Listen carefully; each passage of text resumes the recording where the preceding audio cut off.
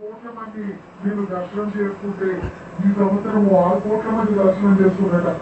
ఈ మధ్యకాలంలో అమ్మవారు ఏమనుకున్నదో ఇంతమంది బిడ్డలు వస్తున్నారు, నేను మంచిగా ఉండద్దా, బిడ్డలందరికీ నేను సౌకర్యం కలిగిస్తుందా? అమ్మ అంత సౌకర్యం కలిగించుడే కాదు, సౌకర్యంతో పాటు నువ్వు మాకు ఏమిచ్చినవంటే ధైర్యం ఇచ్చినావమ్మా. నువ్వు ఉన్నావు అంటే ధైర్యం ఇచ్చి చేసుకోండి, మీ బతుకులు మీరు బతకండి, నిమ్మలంగా ఉండండి అనేటటువంటి ధైర్యం ఇచ్చిన తల్లి.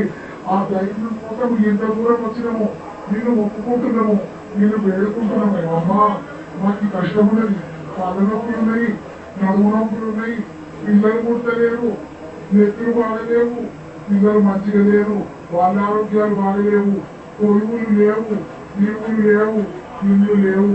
ఇట్లా ఇన్ని కష్టాలలో ఉన్నామమ్మా, మమ్మల్ని వేడుకోవా, మేము నిన్ను వేడుకుంటే నువ్వు మమ్మల్ని ఆదుకోవా అని ప్రజలందరూ కూడా వచ్చి అమ్మవారికి మొక్కుకుంటున్నాడు. మొక్కుకున్న వాళ్ళకు అమ్మ ఊకుంటుందా? అయ్యో కొడుకునని అడిగిండు, వానికి లేకపోతే కూడా మంచి చిన్న ఉంచుకోవడా అనుకుంటుంది. అందుకే ఎవరిని కలిగితే కోరిక కొమ్ము బంగారం చేస్తుంది అమ్మ. అందుకే వచ్చింది మనందరికీ మనం కోరుకున్నటువంటి కోరికలన్నింటినీ కూడా నెరవేర్చడానికి అమ్మ వచ్చి మనందరినీ కూడా చక్కగా చూడడానికి వస్తుంది. చూడండి ఒక్కసారి ఎక్కడుందట మొత్తము పోలీసు సోదరులు అందరూ కూడా వచ్చేసిండ్రు. అమ్మవారు దగ్గర దాకా వచ్చేసింది. ఇక గేట్ల ముందుకు వచ్చిన తర్వాత చక్కగా దగ్గర మీదకి వస్తుందని అనుకోవద్దు. వీడికెంచి ఆ మెయిన్ చౌరస్తకెంచి ఎల్మవాళ్ళకు తిరిగి అమ్మవారు తర్వాత దానికి పోతుంది. గుడికైతే గుడి బంధుకు, కానీ వస్తువులు చిన్నకైతే ఎల్మవాళ్ళకు పోతుందమ్మా. సరళమ్మ తల్లి ఆడికి పోయి ఆడి నుంచి పూజని చేయించుకొని మళ్ళా గద్దె మీదకి వస్తుంది.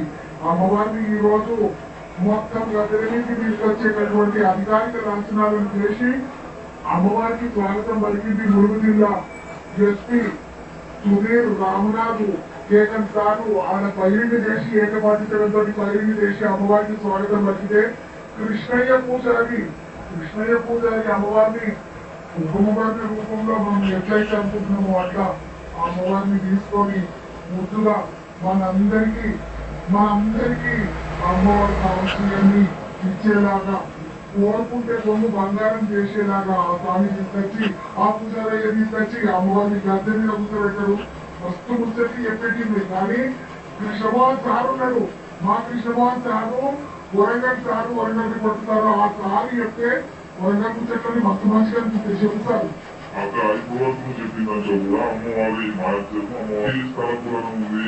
కొన్ని వందల ఏళ్ళ నుంచి కూడా ఇంత చిన్న గ్రామంకు వందల ఏళ్ళ నుంచి అమ్మవారి దగ్గరకు వస్తున్నారంటే ఎంత మహత్యం ఉందో మీకు కూడా తెలుసు. ఇప్పుడు చూస్తే మేడారంతా కూడా కురిపించబోతుంది. ఎడు చూసినా భక్తులు అమ్మవారికి స్వాగతం పలుకుతున్నారు. అయితే అమ్మవారి దగ్గరికి తీసుకొచ్చే దారిని చూసుకోలేదు. మొత్తం ఏడు చూసినా రంగవల్లి వేసిండ్రు. అమ్మవారికి రకరకాల కళారూపాలలో స్వాగతం పలుకుతున్నారు. అమ్మవారికి సంబంధించి కూడా ఇప్పుడు అక్కడ చూసిన ఎదుర్కోలు అయిపోయినాయి. అమ్మవారిని చిరకల గుట్ట దగ్గర నుంచి చూసుకున్న తర్వాత ఎదుర్కోలు సంబంధించి కూడా ఇప్పుడే ఎదుర్కోల గుడి దగ్గర వచ్చిండు. ఆ గుడి కూడా అమ్మవారికి సంబంధించిన ఎదుర్కోల గుడి. ఆ ఎదుర్కోలు అయిపోయినాకనే అమ్మవారు గద్దెలపైకి వచ్చింది. ఈడనే అరగంట సేపు దాకా ఉంటారు ఈడ. ఎందుకంటే అమ్మవారి స్కందలు రెండు వైపులా ఎంత మంది జనం వచ్చిండ్రు. వీళ్ళంతా కూడా 2 ఏళ్ళకోసారి వచ్చే అది కూడా ఎంతసేపు ఉంటుందమ్మా. ఇవాళ సాయంత్రం రాత్రికి వస్తే రేపు ఒక రోజు ఉంటుంది, ఎల్లుండి శనివారం మళ్ళీ బాగా తిరుగు ప్రయాణం అవుతుంది, తిరిగి వనప్రవేశం అవుతుంది. అంటే ఉన్న ఈ కొద్ది సమయమైనా అమ్మవారిని చూడాలి, అమ్మవారికి దండం పెట్టుకోవాలి, మేము అనుకున్న కోరికలు నెరవేరాలి, ఆ మొక్కులు చెల్లించాలి అని చెప్పినప్పుడు బిలాంటి కూడా అమ్మవారికి ఎందుకు ఇస్తామంటే కూడా దానికి ఒక ప్రాసెస్ ఉంది. అయితే ఇదంతా కూడా సమాజం జరిగేది చెప్పినప్పుడు శ్రీకారం కూడా జరిగేది. ఇదంతా కూడా అడవి ప్రాంతం.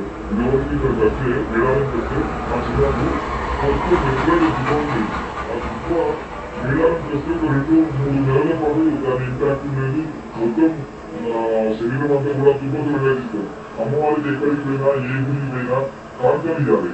అమ్మవారికి కాంతాలు ఇవ్వాలంటే కొంతమంది డబ్బులు పంపిస్తారు, మరి కొంతమంది బంగారం రూపంలో ఇస్తారు, వెండి రూపంలో ఇస్తారు. పైసలు ఉండేది వారికి అవుతుంది. ఇక్కడికి వచ్చే వాళ్ళు ఆంధ్ర అందుకోసమే